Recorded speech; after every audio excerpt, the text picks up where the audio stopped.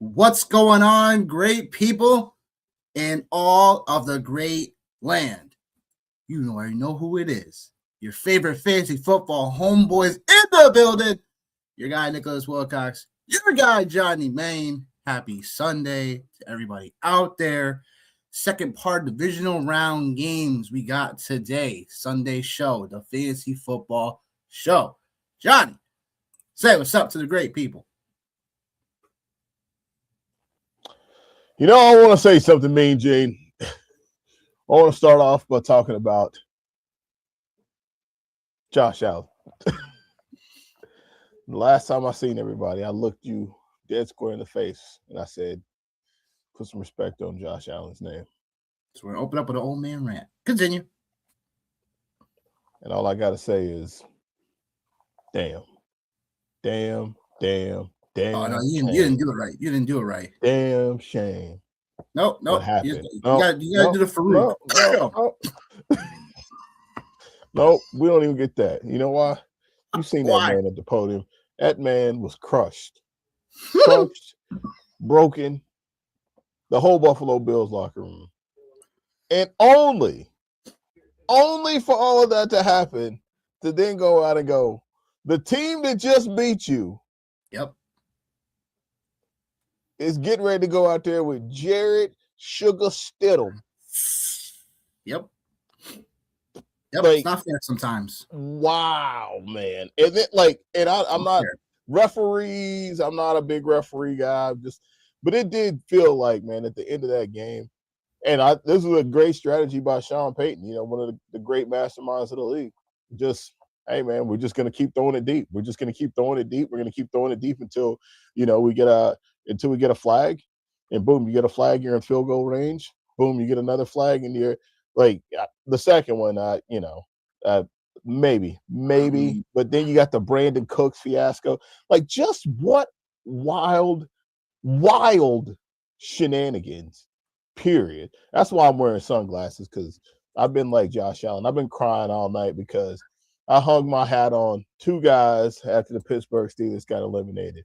Josh Allen, and then, obviously, as the entire world knows, my boy, Caleb Williams. But, yes, the Broncos, that just unbelievable, man. Unbelievable. Great game. Great game. Great call by you on the over in this game. For sure. I just could not believe how this game ended up shaking out. Like, everybody that was not fantasy relevant did something. We had offensive linemen catching touchdown passes, for God's sakes. God, yo. Yeah. We had Mecole Hardman coming out of coming out of retirement. And Keon Coleman, you good for entertainment, brother. That's about all you got going on is entertainment, man. Good gracious of life, man. But hey, I will say this, though. I will take a victory lap briefly. Did talk about Dalton Kincaid. Dalton Kincaid. So every time I don't take him, he always does. He always clears his lines. So every time. And then, like on FanDuel, 60% of the wide receivers, and I say 60% because after Troy Franklin and Pat Bryant, that's what it was. About 60% of the field was already dead. Like, they were already dead. Like, you had those guys in your lineup, and then, man, dude, what a real life gut punch for Josh Allen in this situation. Because I knew the losses had happened, but it was just literally seeing it on the screen. It literally was, I think it might have been the Texans, like the first year he got in the playoffs. And then after that, it was Patrick Mahomes and Joe Burrow. Like, that's all it was. So I will give you permission to keep throwing shit at Josh Allen's name now. So yeah, that's good morning. Good morning. I'll take that. Good morning, everyone. Hear he. Look, Josh Allen's a good player. You know what I'm saying? He's a playmaker. You know what I'm saying? He's one of the better quarterbacks in the league, right? Look, sometimes being the quarterback, it ain't fair. It ain't fair. You know what I'm saying? Josh Allen went out there and played a great game. Did he throw the interception because someone on the defensive side made a tremendous play? Yeah. It's part of team football. But also, again, everyone's going to blame the quarterback for the loss, which is unfair. But that's the world we live in. We give all the this was. I will give him this. This one's. I will put more on this one than I will any of the other ones because he. That's fair, but even though he kept it, man, he this was not bad decisions. Couple bad decisions actually. I don't know if it like the pitch before halftime or the alleged pitch. Yep. 3 points right here, as you can see. Obviously, that is what it is. I don't know what he was trying to do. I think he threw one Curtis Samuel down the field, and then there was one that he missed Dawson Knox. He missed Dawson Knox before that field goal. And that was a big throw. That was a big miss, man. So yeah. Well, regardless of the turnover differential, besides the turnovers that they made, look, they were still in that game to win it. Yeah. And they had the lead late. Yeah.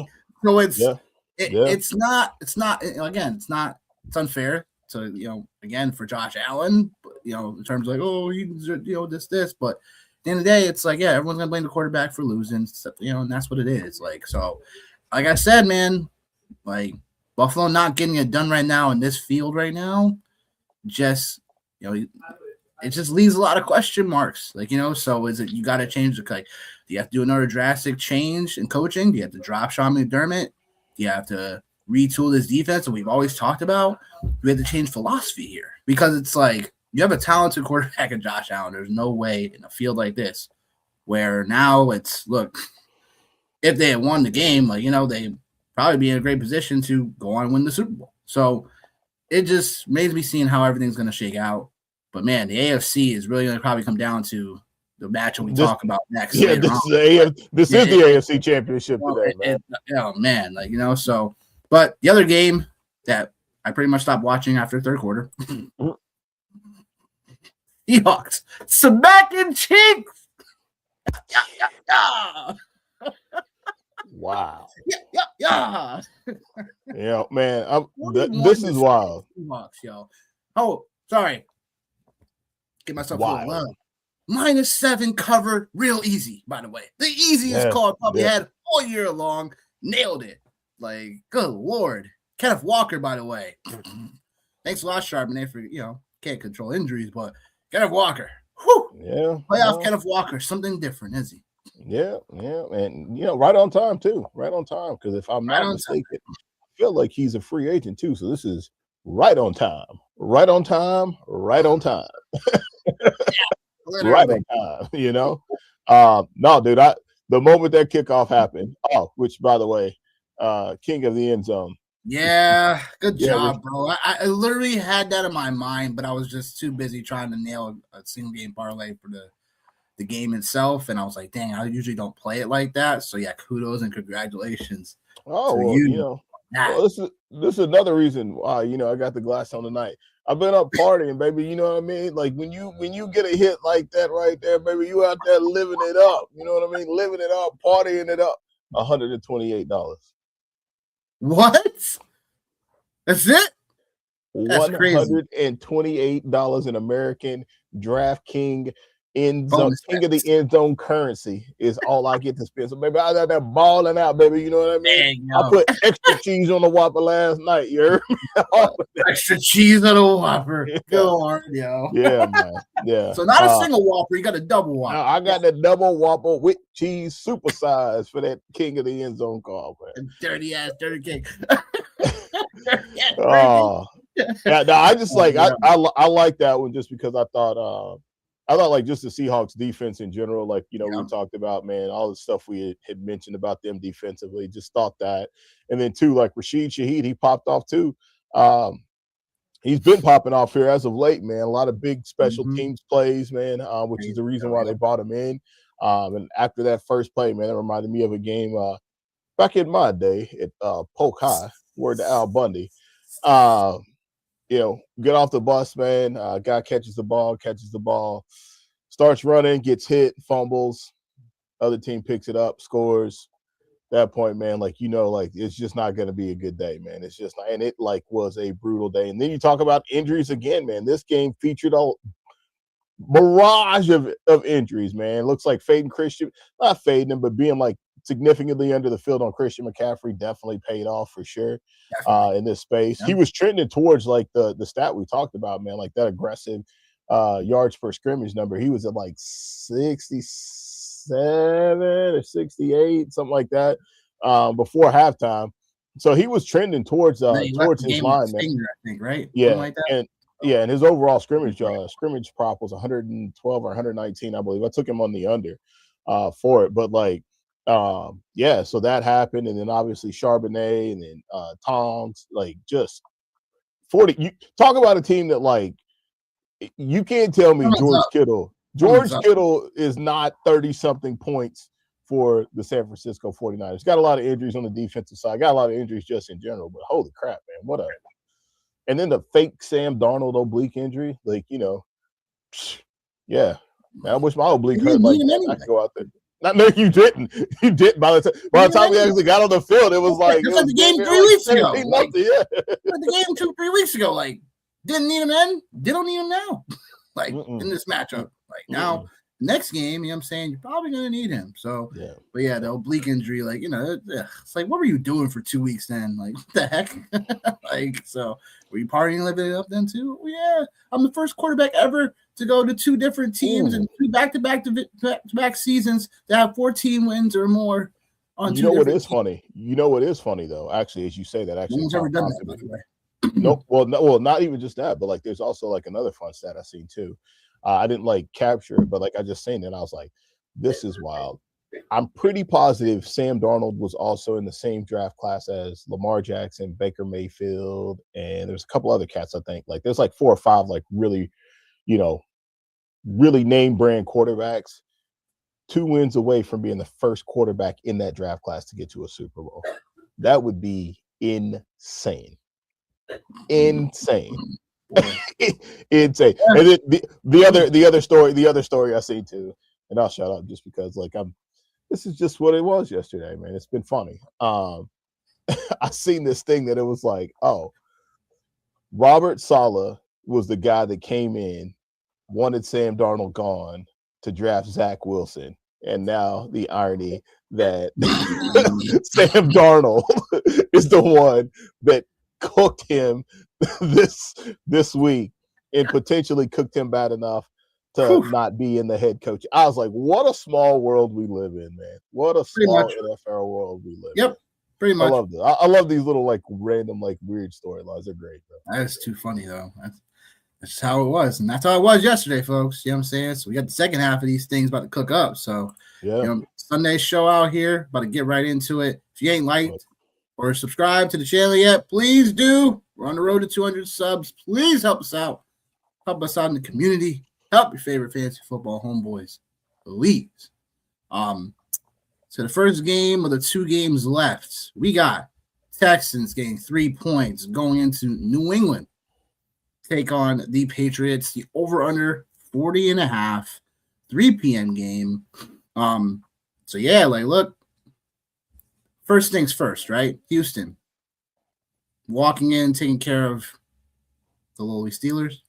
Walking into New England, and now with another test. New England, we've seen them put it all together countless times, and it really has just been a mix of Drake May really, being him, and the coaching staff really, McDaniels, you know what I'm saying, really firing on all cylinders and finding ways to creatively just outdo other teams. So the curious question is, can New England in this spot do it one more time? And, the winner of this game gets Denver, who now has to start Jarrett Stidham because Bo Nix fractured his ankle on the second to last play of that game. So, Johnny, what you got to say about this one? A lot. I feel like I got a lot to say today. I don't know why I'm so talkative. Shouldn't be this talkative, but I am. No, there's a lot of things, man. So I'll start off with the first thing. You're talking about the Texans and just like their challenge that they have. Um, Texas defense so far, just the team in general, 9 games this season, with 41 or fewer combined points.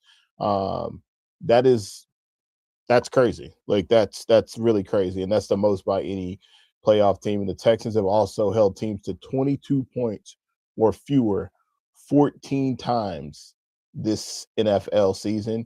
And the only defense that is better statistically was better than them in the points per game was that defense that we just talked about. They just mollywopped the San Francisco 49ers in a 41-6 beatdown. So I think that's something like we obviously have to take into consideration, right? When we look at this, like from like a big picture piece from as far as the Texans go. So that's one thing I think that screams or should scream to us that like, well, 40 and a half. So if what was it, 40, 41. So maybe we might get over, maybe we might be able to get over with the over. Weather is supposed to be an issue here in the upper New England area. Is supposed to get a little bit of snow.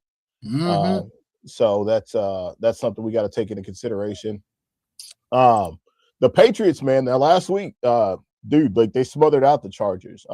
And granted, man, I think like just given the circumstances with the injuries and personnel, that's kind of was to be expected. The Patriots allowed 36 yards against the Chargers on 14 design rushes. So they really snuffed them out. And I think we all know the Texans have definitely the Texans run game is not very good unless you're going against the Pittsburgh Steelers. So that's just another quick call out, man, is that right there.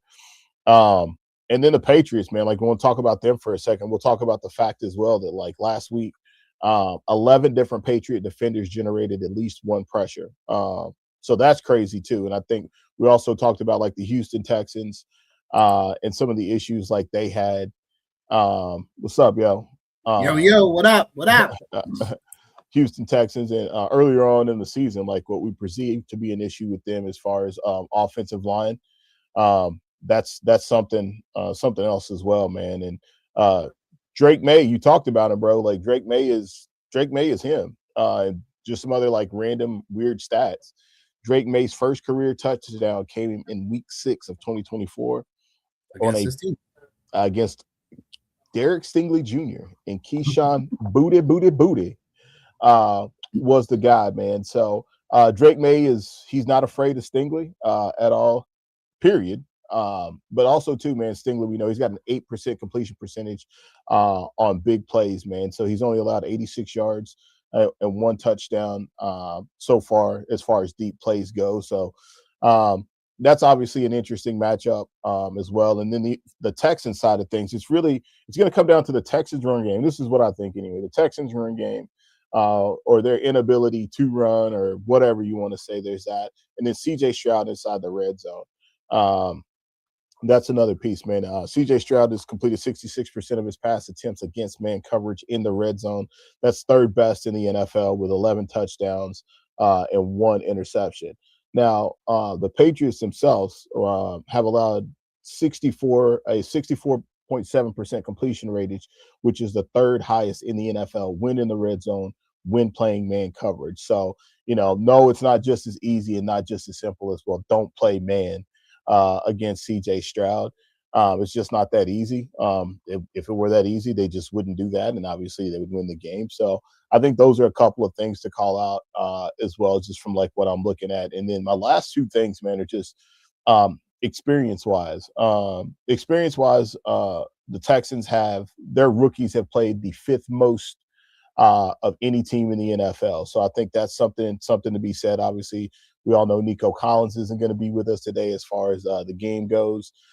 So obviously a couple of rookies are going to have to step up. Definitely Christian Kirk is probably – I'm saying this and it'll probably happen, but Christian Kirk will probably not go out and have another career game like he did against the Steelers.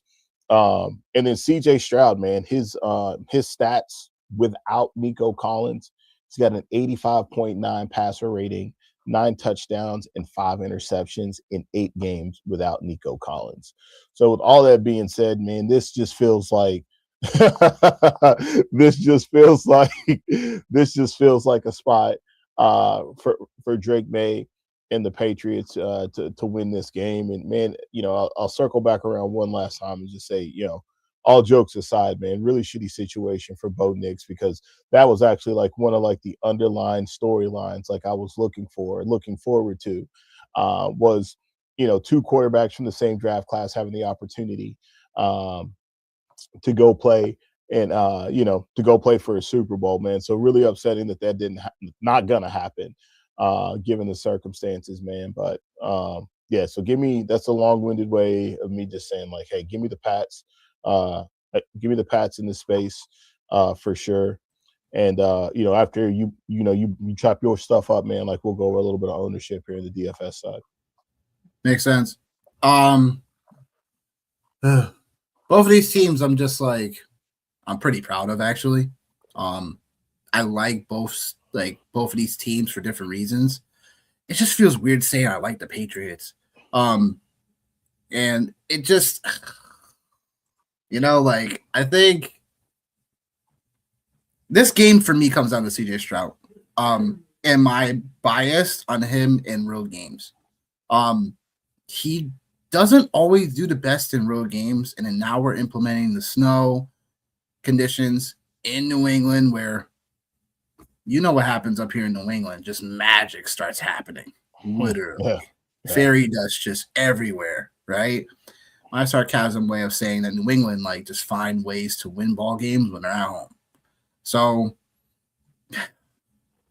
that being said, look, Texans defense, we already know what it is. You know what I'm saying? Ranked second in DVOA. As a defense, it's been no-fly zone, shutdown zone for most of the seasons and most matchups. Second in points allowed, and then first in total yards allowed, and then sixth defense on third down conversions. So this defense is the best of the best. Denver was on there on par, but we all know Houston's defense has been the best all year. Just think in this spot, give me the Texans +3. I feel like New England may still find a way to squeak out of this. I just think that when it comes down to it, we know the Chargers defense was somewhat decent, and they gave them a fight for most of that game. It was probably until middle of that third quarter where the Patriots really started figuring some things out. But again, for Houston, they are a good coverage defense. They play both zone and man pretty equally. And they look to not only create turnovers, but again, the pressure gets there. So the thing for me for matchup right now is edges for the Patriots versus obviously Will Anderson, Danielle Hunter. Both these guys combined have 27 sacks out of the 47 of the Texans sacks on the season. And then the other ancillary pieces, especially in the secondary, Petrie, especially in this matchup, he's going to be targeted a ton. We know that. So the Patriots going to look to get the slot going. So that's Douglas. That's potentially, Kayshon Boutte downfield. Texans still play a top 5 coverage and cover 4s. Boutte takes advantage of that the most. And that being said, look, I just think that Drake May has put on a phenomenal season. I just think if he passes this test, I don't see any reason for the Patriots not getting to the Super Bowl, which is sickening. It's just sickening to say, but they've really played that good. So if they find a way to win this game, I think they'll probably be in the Super Bowl.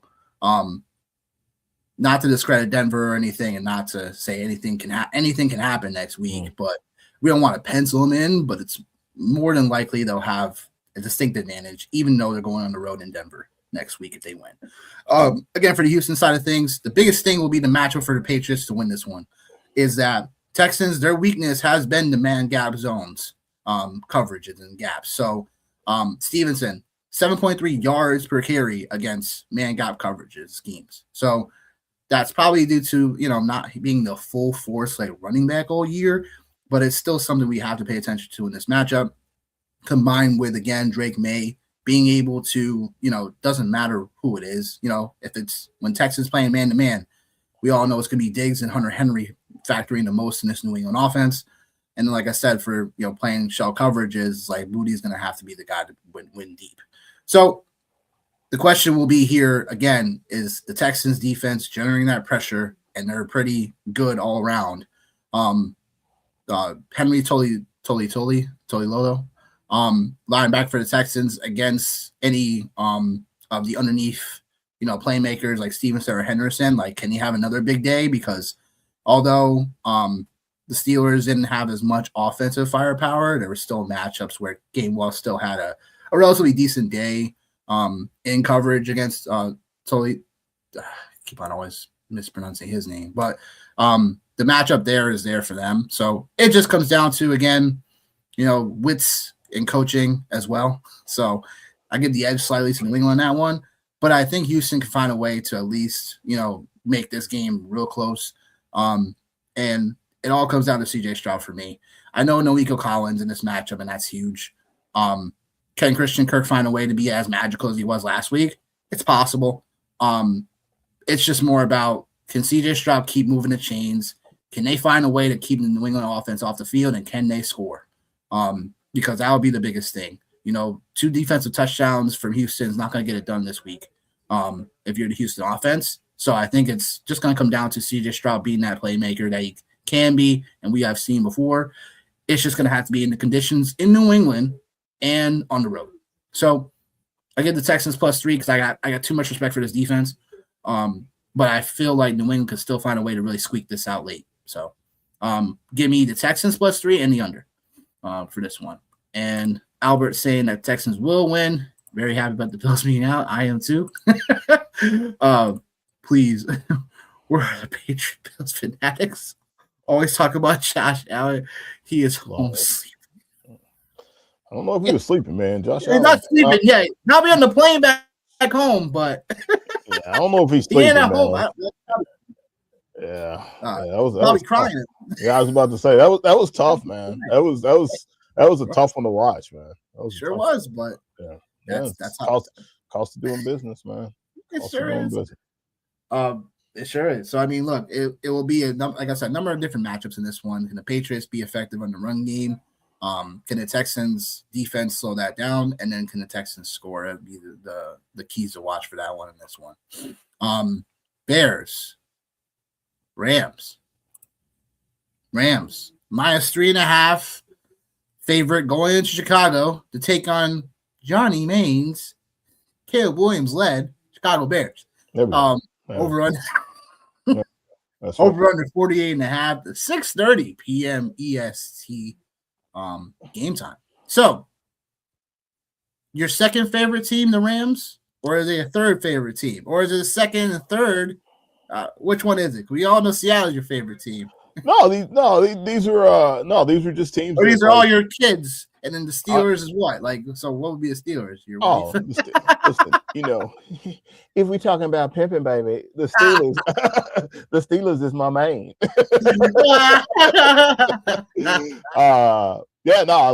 I've said, man, I think like that's the obviously, man, that's the beautiful thing about just fantasy football, man, sports betting, all the things, DFS, right? Gives you the opportunity to kind of, zoom out, if you will, and take a look at some teams and some situations that you enjoy a lot better than other ones. And, the thing with Caleb Williams was it just really started for me, like during the off season, was just like, all right, like this Ben Johnson move, like how could you not get on board with that, right? Like you have somebody like Caleb Williams, like the talent and the caliber quarterback that he is, and I know people are probably going to start piling on, jumping on, being like, oh well this, oh well that, why this, why that, why we on that why shit. Like I don't know, like Caleb Williams, man, like even going back to UFC, like they had some defensive issues, and like even the Bears right now, like they still have some defensive issues, but I think like you're just seeing the combination of natural talent, play calling, and maturity starting to happen, for Caleb Williams. And there's a lot of people that, now are kind of starting to turn the corner with him. And like, yeah, his fantasy season, like it wasn't great. He had some moments where like he absolutely ripped it up. So yeah, man. So I'm rooting for him because right now, like quite frankly, like I don't hate the Patriots as bad as I have in the past because they haven't done anything to my Steelers, so I don't have any reason to really hate them. Josh Allen was just rooting for him just because, like, hey, man, like, it'd be cool to see him win a Super Bowl and just see the city of Buffalo get over the hump if my team's not there. Switch over to the NFC side of things he was talking about. Just told you about Caleb Williams and just kind of how I felt about him. The Seahawks was just a team that, like, just identified early on. It's just like a team that was like, hey, man, I think there's definitely something to be had here in the Rams. Like, I think everybody at one point in time, like, you had to be there with the Rams for them to go on with like a 7 or 8 game winning streak, right? To look like the best team in football. So I don't think it's like that. I just feel like this is a really great matchup here. Before I get into my rant, yeah, saying that.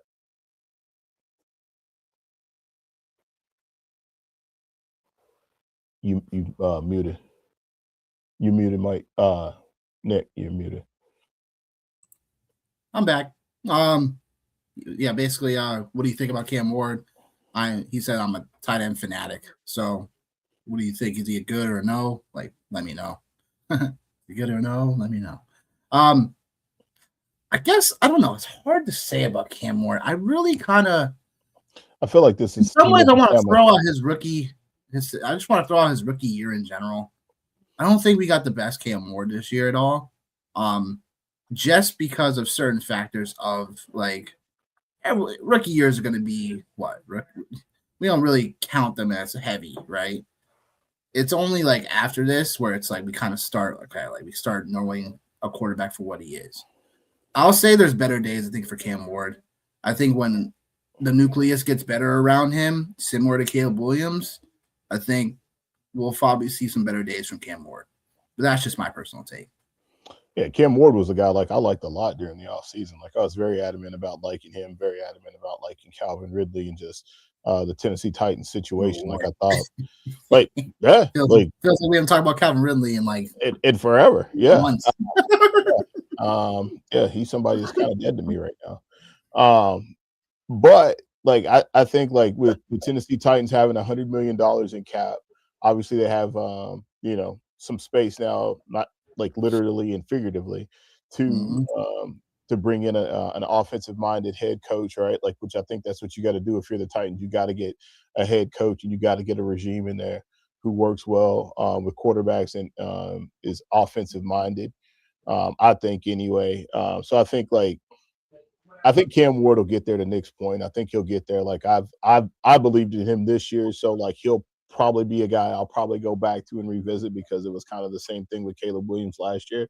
So I'll probably go back and revisit it with Cam Ward next season because I do think that there's definitely an opportunity, and I think there's also an opportunity for them to land, whether it's through the draft, right? Because like obviously they have a pretty decent draft pick, and they also have some finances as well. We just talked about, and I'm just being dramatic, of course, as I always am. Ken Walker, like, just kind of thinking out loud, like, that'd be like a nice change of scenery for him, like somewhere where he could go get paid. There's guys like Tyler Algier out there when you think about like the run game. So there's a lot of moving parts, but I definitely am with Nick on, I think Cam Ward. I think he'll get there, man. But going back to the Bears, game. This game is actually going to be really crazy because there's actually some things too, little NFC North familiarity, if you will, with Ben Johnson and Matthew Stafford. That's kind of crazy to say out loud, right? Yeah, that's crazy. That's crazy, man. It is. Yeah, it's crazy. It's like just like how all these paths like cross, man. Like I love the intertwining of like at least for me anyway. Like I'm having a field day creating storylines inside of my head and just saying them out loud. So yeah, let's start off with the Rams, man, and Kyron Williams. The Rams have averaged 4.6 yards this season. The Bears defense has surrendered 5 yards per carry. That's the fourth most in the league. And 14 running backs have went for over 60 yards or more against them this season. So I think obviously with the weather situation, we all know, and even like at the heart of everything, right? Like McVay, like he wants to run the ball. There's an element of this offense that wants to do that and establish some play action and get Stafford out on the move. Then Puka Nacua, your guy, currently right now averaging 108.3 yards for his career in playoff games. That's number one for any player that has 4 or more playoff games. He's also the NFL's all-time leader in regular season receiving yards per game at 95.3. So that's little Rams action for you there on the offensive side of the ball. Yeah. Defensively, man, the Rams, they've had a light box. 6 defenders were on 44% of opposing run snaps this season. That's the 5th highest. So when in a light box, the Bears have averaged 6.4 yards per carry on designed runs facing a light box. That's the 5th most in the NFL. So I think there's obviously, well, not even I think, but like we know the weather's going to be bad. It's going to be brutally cold. It's going to be snowing. There's going to be a lot of that. So it'll be interesting to see how that side of the game plays out for the Rams and for the Bears as far as like the run game. So I think, we're kind of getting back to, the same conversation when we talk about the run game, the defense, the run game, the defense, the run game. That's like, it seems crazy that, we continue to keep talking about that. Last but not least, talking about it like from the team perspective, right? And we'll talk about a couple of players, but the Bears defense has 12 intercepted passes on dropbacks without generating pressure in the NFL. That's the 5th most in the league. So I don't know how many times the ball's going to go up in the air today, depending on this weather situation. But this game definitely, from Kevin Roth on Twitter, the weather guy from, I think, Roto Grinders was saying, like, cold snow. So that's not going to be a lot of fun for as exciting as we'd like for this game to be. And then Colston Loveland, man, talking about the Bears, we'll switch over and talk about them for a little bit. First rookie tight end in NFL history with 8 receptions and 100 yards in a playoff game, as he had 8 and 137. So that's kind of crazy. Like we've talked about him, right? Just as somebody who has really, really started to come on later on in the season for the Chicago Bears as the pass catcher. And then this game, really, man, like if you think about it, this game is really about the 4th quarter. It's about 2 number 1 overall picks, and it's about the 4th quarter. That's what it's about. You got 2 of the best fourth quarter quarterbacks in the NFL going at it today with Caleb Williams and Matt Stafford. So Stafford and Williams. Stafford has 15. Williams has 12 touchdowns in the 4th quarter in 2025, including the playoffs. And guess who the only other quarterback is to have more than that? Just take a wild guess. The only quarterback to have more of what? 4th quarter touchdowns this year. Playoffs included. Ooh, there's playoffs included? Yeah, playoffs included. There's only one quarterback that has more than those 2 guys. Josh Allen. Yeah. Like I wasn't even trying to go there.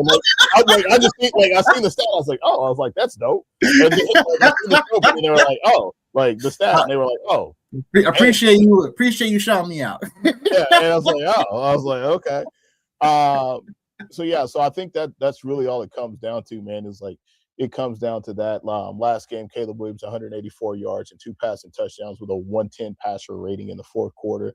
Stafford 143 yards, 2 touchdowns, and a 146 QB rating in the 4th quarter of that wild card game. So that's really all it's going to come down to, man. Is it's going to come down to the 4th quarter. So we might as well just go ahead and just fast forward this game, get to the 4th quarter, and call it good. And then last 2 call outs, man. Ben Johnson has become the 3rd NFL coach in history to make the playoffs in his first season with a team that previously finished dead last in the NFL in total offense. The other 2 coaches to do this was Jim Fossil in 1997, and I don't think they went to the Super Bowl that year. I think that was like 2000. But it was 97 Giants and Jim Fossil, and then Sean McVay in 2017 with the Rams. So those were just a couple of things that, like, I thought were really cool. And then the Super Bowl. They ain't gonna be the Super Bowl that year.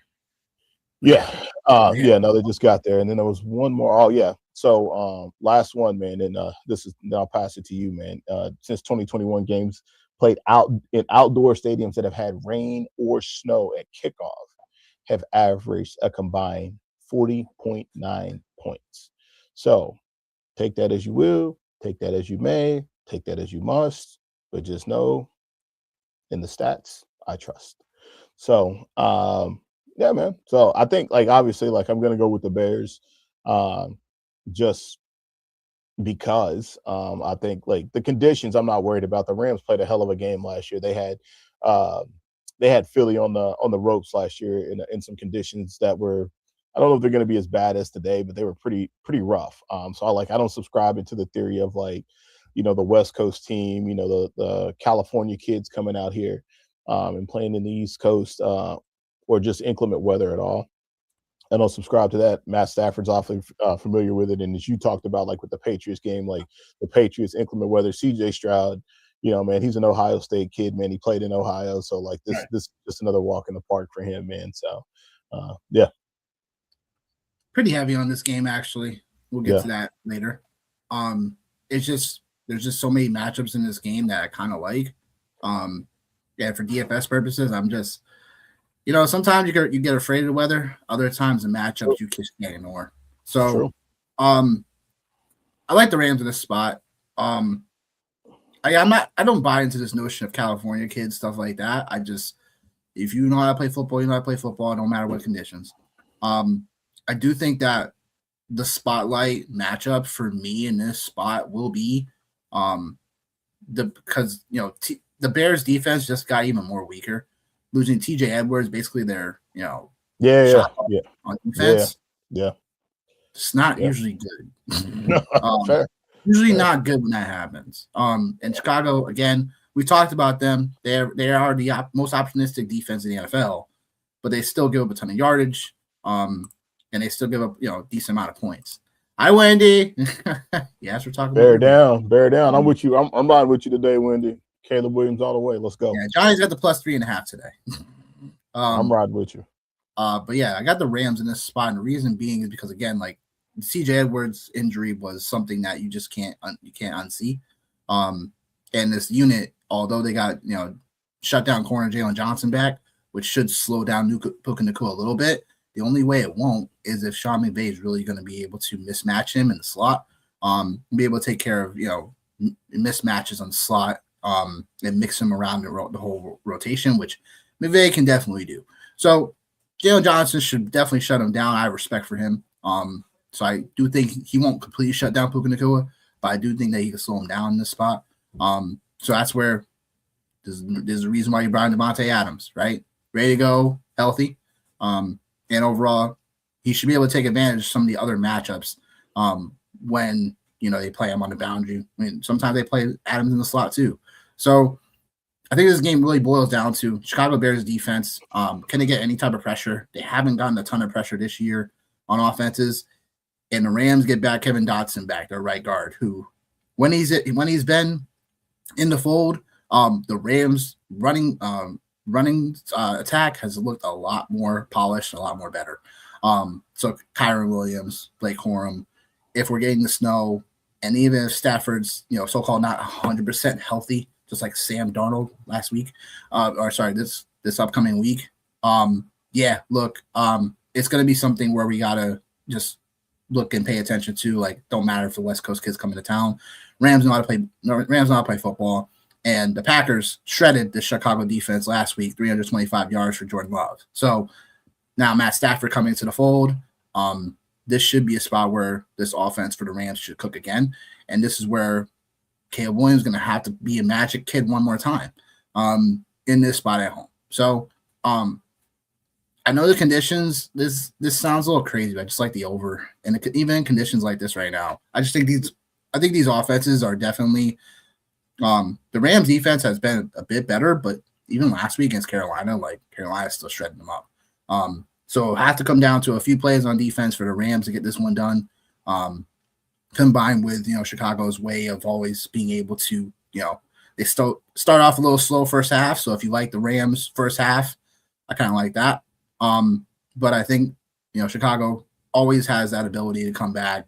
Caleb Williams has that comeback power, and you just never know how things will shake out. So definitely stay tuned. But I do like the Rams overall in this one, slight over, because there could be some plays that just happen out of nowhere, and it could push the over. So, but yeah, talking about Patriots, no, Christian Gonzalez I saw was definitely in play. So I'm not sure. Yeah, I saw Christian Gonzalez is definitely active today, which is good news for the Patriots. Rams are 65% winning this game. Yeah, I mean, I don't like looking at all this hoopla about the percentages of who's going to projected to win and stuff like that. It has a space, but it's never. There's so many things that happen live in game and football in any type of game that where it's like adjustments just happen out of nowhere on the fly, and that just throws everything off. So, like I said, like the Rams in this spot, I think again them getting Kevin Dotson back is going to help their run game in this spot, keep things a little bit more methodical for the Rams, and I do think Chicago, like I'm not going to ever count out Caleb Williams and his team. I do think that from a schematic standpoint that they can do similar things that Carolina did last week. So, fourth quarter, down by 2, scores down by 14. Who are you taking? Because I think that's really what this is going to come down to, man. Again, like it's going to come down to that right there. It's going to come down to the fourth quarter, and which quarterback is going to be able to make plays. And there's another caveat that like I have, again, just it is what it is, right? But like a lot of teams have been pushing and pulling and prodding and poking at this Rams coaching staff this week. Notably the Pittsburgh Steelers, the Cleveland Browns, notably, right? So, like, I think there's also something to be said, like, in that space as well. Not that I'm saying, like, that's a determining factor, right? But just, like, and these guys are all pros, man, right? But just for a while, it looked like, again, when Buffalo was looking like they were going to win that last drive of the game, like, Vance Joseph, I don't know, man. He may not get as many this. Was he too focused on this? Did he not have his defense ready? I heard those narratives. Yeah, like I think they're always narratives, right? They're definitely things in the atmosphere. Yeah, they're definitely narratives, and like I could, again, like with 24 hours in a day, all this is happening, man. You only have so much time, right? And I think like the Rams coaching staff is well prepared. I think you can definitely see that from like a Mississippi mile away. But I think again, man, it's just like another narrative just to just to throw out there. So definitely. Yeah. The one thing like we didn't get a chance to hit on, man, is we didn't get a chance to hit on ownership. So, man, I'll hit on some ownership real quick, and then I'll get us popped up here for to build a lineup real quick. So overall today, DraftKings Sunday slate only. I'll go by position here, give you the highest owned player and the lowest owned player, so that way you can make whatever decision you need to. Drake May, no shot, 35% on DraftKings. CJ Stroud, 12% owned as the lowest. Highest owned relevant running back, because again, we have to kind of look at it through a different lens at this position. Kyron Williams, 43% owned as the highest. The lowest running back that's inside the rotation is actually Travion Henderson at 21%. Receivers, no shock if I told you Puka Nacua was going to be almost 81% owned today. Yes, of course you would believe me. And then from there, it's kind of tricky, right? So I'll just rip off a couple names real quick. Kayshon Boutte, 19%. Pop Douglas, 3%. And then you have, yes, I mean, that's it. I won't go too much further because the rest of those guys are like 1%ers, 1% owned. Tight end, I think we can all know where this is going. Colston Loveland is the highest owned tight end at 40%. Tyler Higbee at 11%. And an interesting stat actually about Davis Allen. I didn't really have a space to like talk about him, or like it didn't come up kind of in that space, but just seeing it in tight ends now. I think Davis Allen actually had more snaps than any Rams tight end this year. Just a quick call out. Texans, 29% on defense, and then the Bears coming in last at 17%. So just a little high-low for you as far as DraftKings ownership goes. We'll get ready to build up here and we'll kind of take it from there. So I don't know if you've seen that question in the chat, man. I did. I wanted you to keep going though. Oh. Wanted you to finish. Do we think Sam QB Darnold, if they get to the Super Bowl and they become champs, will he be MVP? Until we know the matchup, really, like it's kind of tough to say because Darnold has looked so far in the playoffs not like he did in the regular season, because they've really not they only play one game, so like they haven't really needed him yet. So it'll be interesting to see if they actually they get a matchup where most likely they'll need him, like against Houston they'll need him, like if New England they would need him. So next week whoever they get, they're gonna need him. So whether they get the Rams or the Bears, like, just never know. Because the Seattle running game can be sustainable throughout the next couple games if they get there and win. So far, Seattle run game has looked magical. Kenneth Walker has come to the surface. But that's all I have to say about that. Anything to add about that one? No. I think my best guess. Yeah, guy. So. My best guess would be I don't know, I haven't like dove into it yet, but my best guess would be but probably just trying to get like a little leg up on potential Super Bowl MVP odds, you know what I mean? So love that for sure. All right, so here we go. Let's do it. Did not cash yesterday. I know. Zach Charbonnet injury. Definitely got us for sure. A couple of other spaces too that we kind of missed on, but overall, like it wasn't a bad build. So nope, we were right about James Cook. We were right about James. Yeah. James Cook, Dalton Kincaid. So I think we start off with really the biggest question is Tapuka or not Tapuka. It's the biggest question, man. Yeah, it's the biggest question because if you don't go with him, there's gonna be salary left on the table. If you Puka, you get a lot of different options. Like your wide receiver, you obviously have to pay down. So if you're paying up, you got to find a space to pay down. So you could pay down. You could go Puka, and then you could pay down. And we could go inside of like this. Caleb Williams. For me, I think this slate it's either Caleb Williams or Drake May for me, like in this spot. I think that's really it. And then I think you could obviously pay down at running back as well. I think obviously looks like the Rams run game is where we would want to go. I don't know why I have a good feeling about Travion Henderson today. Maybe it's just because Ramondre's been playing so well that at some point the focus kind of has to start to shift to him. There's that. And I think like the tight end situation is another one we have to pay attention to. So original question, Tapuka or not Tapuka? Yep. I'm not Pukaing. Not Puka. Reason being is because the ownership is going to be crazy. And I know the Jalen Johnson matchup is something that I know the Bears defense as a unit, always gives up a ton of yards and everything. I just respect Jalen Johnson a lot. So just enough to where if I'm paying $9,000 for Puka Nacua, just give me Devontae Adams in this spot, just because I do think for a little bit in this game, he should get slowed down. If Puka Nacua is going to reach, right now his prop is 100 receiving yards across books for So I don't know if that's something that, again, I don't know. It's always tricky in this spots, but give me Devontae Adams over him right now. Firmly, Devontae Adams.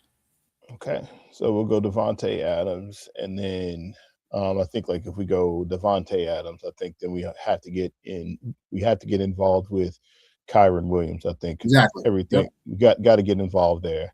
Yep. All right. So I actually, man, I don't hate that either, man. I think obviously to your point, it gives you the ability to kind of get to be able to get more pieces in play.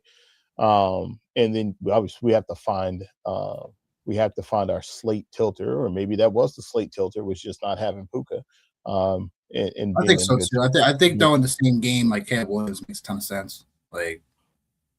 Caleb Williams makes a ton of sense.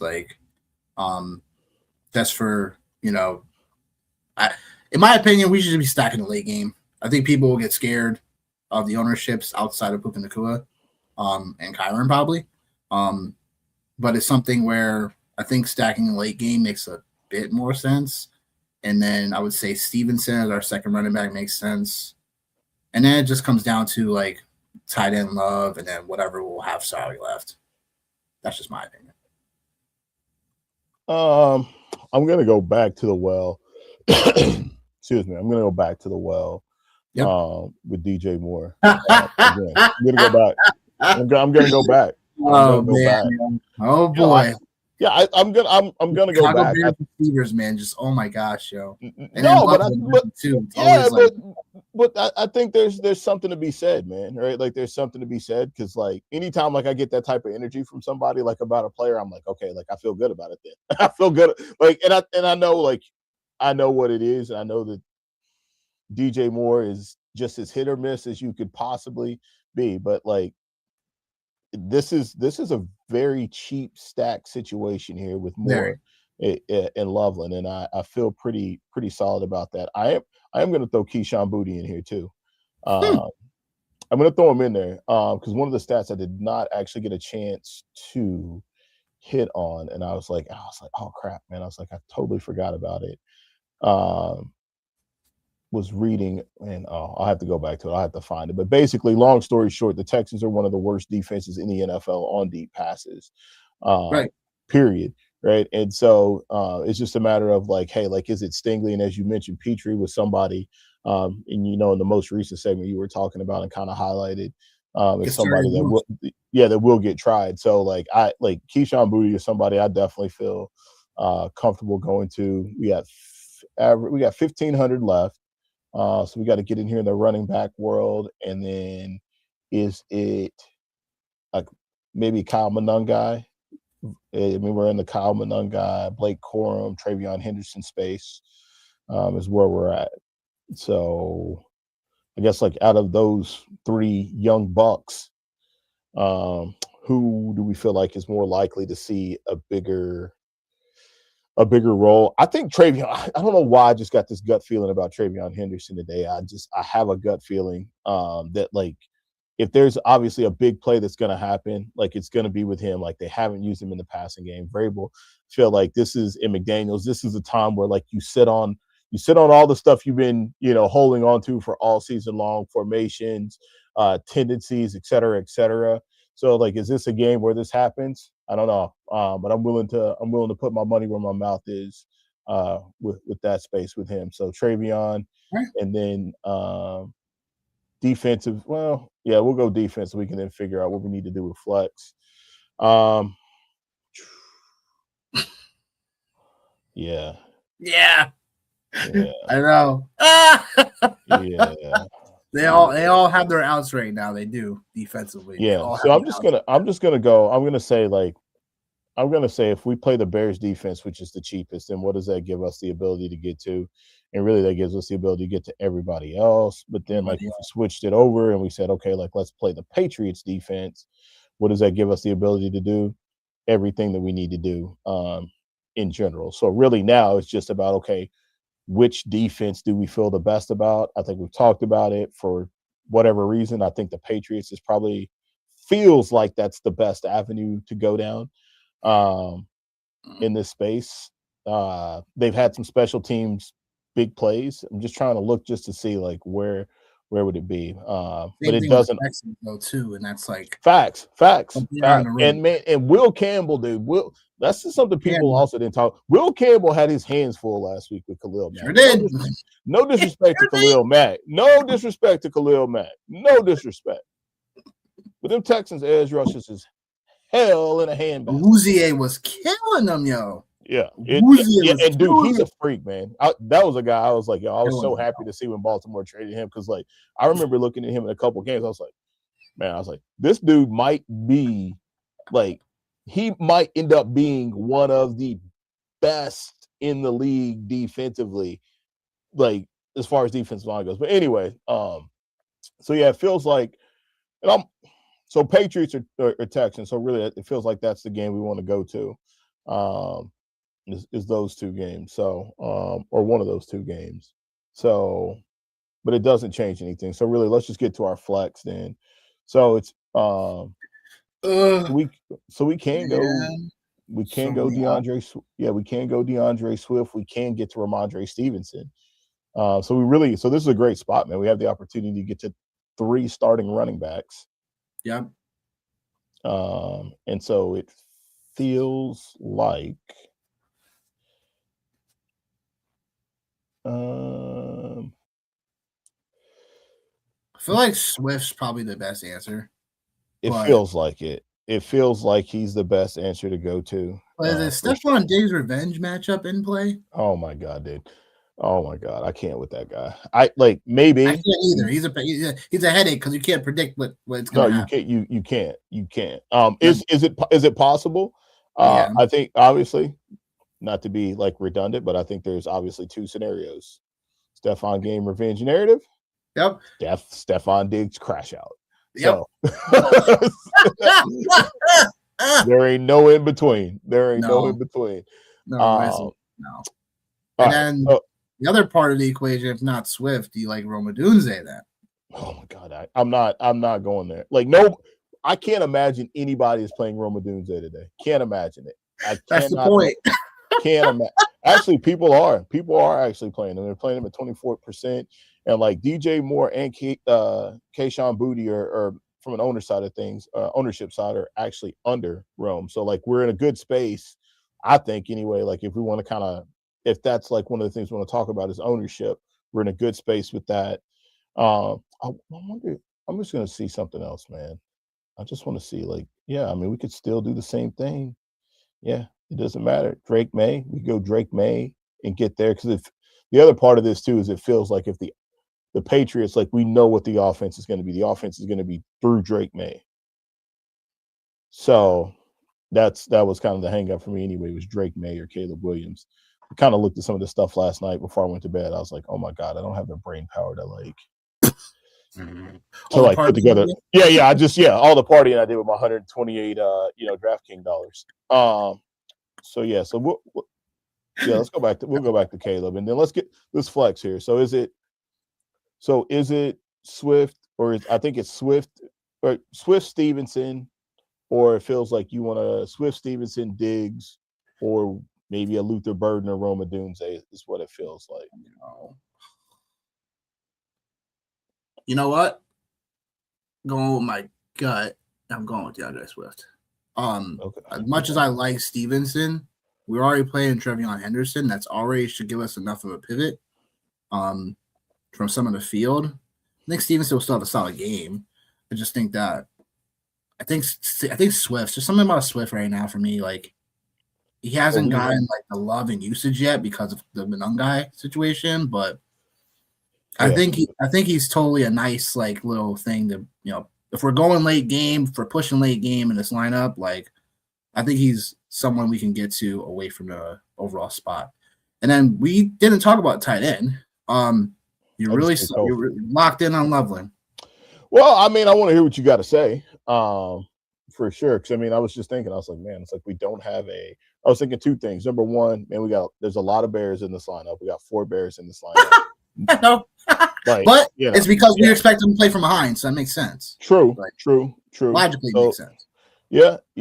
So I was thinking that, and I was like, we don't have a single Houston Texan, and really, the Texans are the real value on the slate. Really, they're the real value. Right. The pass catchers are a value. Yeah. Woody Marsh is a value. Higgins, stuff like that. Like the one place that everybody is going for the Texans is defense. So let's take out Loveland for a moment, and let's take out Keyshawn for a moment, and feel like where we're at. Man. Not to say we can't go back here. Yeah. Let's put in Parkinson. Oh my. Well, okay. All right, hold on. Hold on. Your guy Dalton Schultz. Yeah, I don't mind Dalton Schultz. I really don't. And maybe I'm just like I'm in my own space. It's tight end roulette for the Rams. You already know that. I know it's tight end roulette, but like I just feel like if you're paying down, like if you're reaching down for some of these other players, yeah, like you're reaching down because like you have a high end player and like everybody else on the board, like we don't have Puka. So, like, is that build going to be like drastically different? 1,000% is going to be drastically different because we don't have Puka and we're reaching down. So if we reach down to Dalton Schultz, yep, which I could talk myself into that being an okay play. Now, if we take out Keyshawn Boutte, it leaves us 61. Well, if you take out Boutte, you're at 61, and then I mean, you could go.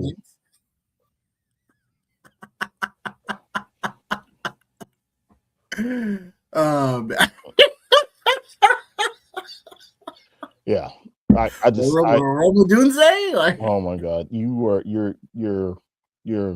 doing it, and I can't. You're doing it. I can't, man. I cannot do it. I love it. I can't do it. Can't do it. I can't do it. No. We go back to Loveland, though. We go back to Loveland. But it's just something we gotta play scenarios out and be okay with our decision. Like, so no. Caleb, wait. We got still got 500 left. Yeah, well, like that's the thing though. Like we don't have to like max out the lineup to get to we don't to spend everything. But not like, this point here. So Caleb Williams, mobility, come from behind. We got to assume they're playing from behind. Kyron Williams, the Bears have not been very good against the run. Nope. Travion Henderson gives us like stupid upside on home run plays if that happens, with a lot of focus now being on Ramondre Stevenson. So that's the thing. Devontae Adams, like we know what it's going to be in the red zone. So I think like we're just kind of like securing red zone target and red zone play with Kyron Williams and Devontae Adams. DJ Moore and Keyshawn Boutte. Keyshawn Boutte is also another big time down the field play. Loveland has been a target hog so far. And then Swift, he brings upside like in the passing game and obviously just from him from the volume side of things. So this now feels like the Bears, we're saying the Bears dub. So what's Stafford's percentage? Just curious. Oh, what's up, Matt? What's up, Matt? What's up, my guy? What's up? He actually lives around your area. Yeah. Yeah. Oh, sick. Stafford is 30%. Yeah. So Stafford's 30%. Caleb Williams is 23%. Drake May's 35%. Yeah, I can understand why Drake May's 35. I think this is. I feel like this is it. I think like the only argument like we really have is like if we wanted to go. I'm going to mess with some Patriot stuff real quick and see like what that looks like if we do it this way.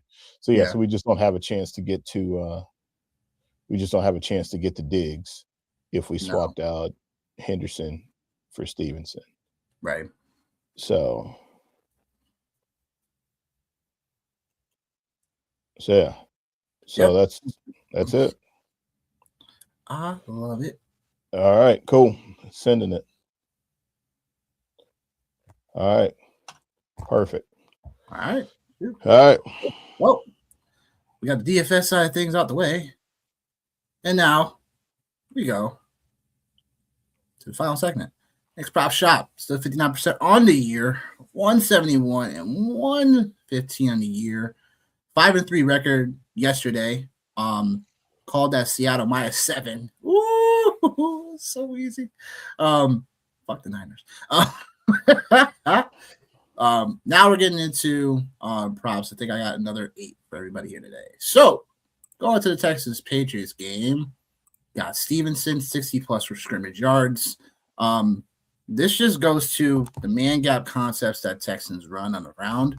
So if you want to take the 40+ rushing, I wouldn't mind you doing that. Like I talked about earlier, Stevenson averages 7.3 yards per carry against man gap schemes.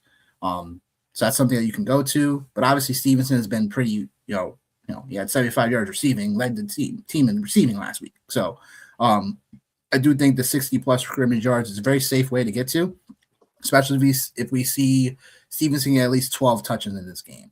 So I like that. And then Christian Kirk over 3.5 catches. This is a play on Nico Collins being out. The rock has to go somewhere. If you like Jaden Higgins at plus money, that makes sense for the same line. That makes sense. If you like Xavier Hutchinson, I think he's 2.5. I think his line's 2.5. You like that? That makes sense. Dalton Schultz is 4.5. I'm not saying they'll shut down Dalton Schultz. I think the 4.5 is definitely money. I'm just gonna go back to the well. I think Christian Kirk is someone that is a veteran. He's done it before. And I know like throughout the season, like Christian Kirk wasn't as effective without Nico Collins and this cast of receivers. But I'm just going back to the recency and knowing that the Texans are going to need this game on the road in conditions where you're going to need to throw the ball short anyway. I think Christian Kirk's going to have to find a way to make it happen. And I think that he gets it done with this line. That being said, Stevenson, good afternoon, my guy. Well, it's still kind of morning, but good afternoon. But that being said, going on to the second game that I got more of my plays on. So the Rams-Bears game, I got Matt Stafford over 266 pass yards. We just saw Jordan Love carve this defense up in somewhat similar weather conditions. I know it's going to be really, really chilly and somewhat windy. But I do think Matt Stafford, this line is still too low for Matt Stafford. The disrespect is crazy. Caleb Williams over 32 plus passing attempts. Caleb Williams, the Bears have been a lot more pass-centric over the last 4 games. And Caleb Williams is obviously, the conductor of that. So I like that line for sure. Kyron Williams, I'm going back to the money train. Every time we take Kyron Williams for this line, we've bet him 4 times this season. He's come through for 3 of the 4. The only time he didn't hit that line was because the Rams were in a blowout fashion. So 60-plus rush yards for Kyron Williams is more of like an emotional play for me because Kyron Williams gets Kevin Dotson back. When Kevin Dotson's in the lineup at right guard for them, they overall are really good in run, him and Blake Corum. So this is more of a, game script play for sure. Tay Adams over 54.5 receiving yards. Talked about it earlier. Jalen Johnson matching up with Puka Nacua. I'm not expecting him to shut him down, but I'm expecting him to somewhat slow him down a little bit. And that's with Devontae Adams and Stafford. But all know they have the touchdown connection. We know they have the connection in general. I do think that playoff Tay Adams, is going to have to show out today. Parkinson, I think the line's a little too low, over 20.5 receiving yards. He's played in these conditions before, going back to Seattle days. So I'm not concerned about that. I do think the rock has to go elsewhere when, Jalen Johnson, again, this is a play on that, checking it down. And although it's a very pretentious situation with all the other tight ends in the spot, I just like Parkinson for his length. He's the tallest out of all the guys there. Roma Dunze, this is a play on him still being the Bears wide receiver 1. 35-plus receiving yards just feels too low. I know he's coming in with a questionable tag, stuff like that. I do think the line's a little too low. Roma Dunze got there last week for us. So I think in a spot where Caleb Williams is going to be in a situation where, once again, he's going to have to show out and get Chicago to the conference championship game, I think Roma Dunze will have to play a role in that. So those are the plays for the prop shop for this week. Dope. I'm going to ask you now, right? Go for it. Do you have any final thoughts for the people? Man, I'm just hoping Caleb Williams doesn't let me down. If he does, I'm just hoping he doesn't. If he does, then I'm headed towards the NFC side of things anyway, honestly, as far as Super Bowl picks, because Seattle, LA, Chicago, 3 teams that and then too, just man, what a miserable week at work it's going to be if the Patriots end up a miserable week. It's just going to be literally. I was thinking the same thing.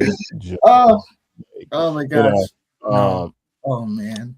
Yeah. I don't have anything else to rant and go crazy about. I think I got it all out for sure. Other than the fact that, Nick mentioned earlier, man, grinding to try to get to 200 subs. Yo, what up? Grinding, trying to get to 200 subs. Obviously Facebook, X, YouTube's, we also have dabbled a little bit in the TikToks as well. So go find us, man. Go find us. Go give us some likes. Give us some shares. But hey, today, final thought: Bears and Patriots pulling it out today. So, final thoughts for me is please go like and subscribe. Please go like and subscribe to YouTube. If you're on Facebook, quickly go on over to the YouTube channel. Check us out. Give us a like and a sub. Again, on a mission to go to 200 subs. If you're on Facebook, please like the page, share it with your friends and family. We're on TikTok, separately as well. So just just show us the love. We out here killing it all season. Probably one of the last survivors of podcasts out there for fantasy football out here. So giving y'all the plays, giving y'all the cash. We out here. So please do so. And overall, Haywood out here. What up, my guy? You're late. Oh, but it's okay. It's okay. Right. That being said, we overall out of here. So final thoughts for me. Got these Texans and I got the Rams pulling it out. And I swear if New England, man, it's gonna be a long week for both of us. It's gonna be a long week for both of us. I'll just say that. It might be a long 2 or 3 weeks as well if everything pans out how we think is gonna pan out if that happens. So that being said, I wish y'all a fantastic day. We wish y'all a fantastic day. Enjoy football, enjoy the family, get y'all ready for the week. Until the next show, we out of here. Peace.